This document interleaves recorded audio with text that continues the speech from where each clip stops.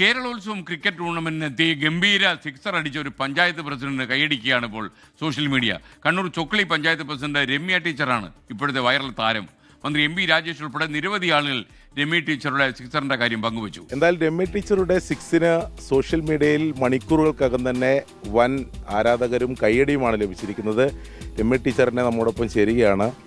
ആദ്യമായിട്ട് ആ വീഡിയോയിൽ, അതായത് പ്രത്യേകിച്ച് മന്ത്രിമാരൊക്കെ പങ്കുവച്ച ആ വീഡിയോൻ്റെ അടിയിൽ വന്ന പ്രധാനപ്പെട്ട ഒരു കമൻറ്റ്, ഇതാദ്യമായിട്ട് ബാറ്റ് കയ്യിൽ പിടിച്ചതല്ല, ഇതിനു മുമ്പ് ഒരു പ്രൊഫഷണൽ ടച്ച് ഉണ്ടെന്നാണ്. ഇതിനു മുമ്പ് ക്രിക്കറ്റ് കളിച്ചിട്ടുണ്ടോ?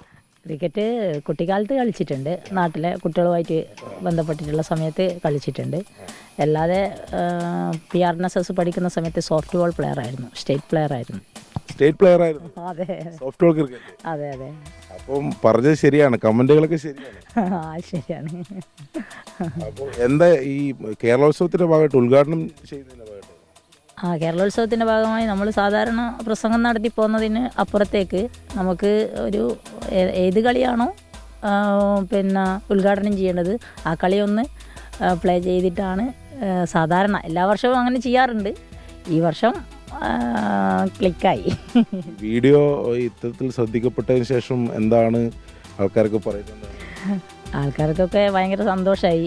ചുക്ലിൻ്റെ ഒരു പേരും കൂടി നമ്മളെ എല്ലാ സ്ഥലത്തേക്കും വന്നതിൻ്റെ എല്ലാ ആളുകളും ഇന്നലെ തന്നെ കുറേ ആൾ വിളിക്കുകയുണ്ടായി. വളരെ സന്തോഷം തോന്നി എല്ലാവർക്കും. അതായത് എനിക്ക് എൻ്റെ സന്തോഷത്തിനുപരി നമ്മളെ നാട്ടുകാരെയും കൂടി സന്തോഷം ഞാൻ കണ്ടിട്ടുണ്ട്.